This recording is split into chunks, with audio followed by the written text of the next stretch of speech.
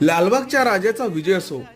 मित्रांनो, गणेश चतुर्थीच्या पहिल्या दिवशी मी लालबागच्या राजांचे चरण स्पर्श दर्शन घेतलेले आहे.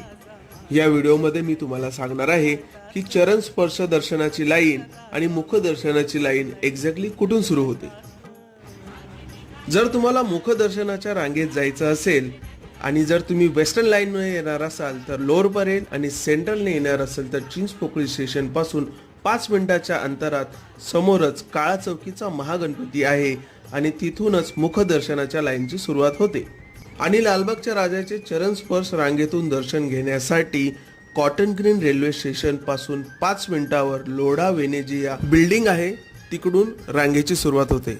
आणि तुम्ही सेंट्रल लाईनने येणार असाल तर करी रोड रेल्वे स्टेशन पासून 15 मिनिटाच्या अंतरावर लोढा वेनेजिया पासून रांगेला तुम्ही जॉईन करू शकता. लालबागच्या राजाचा विजय असो.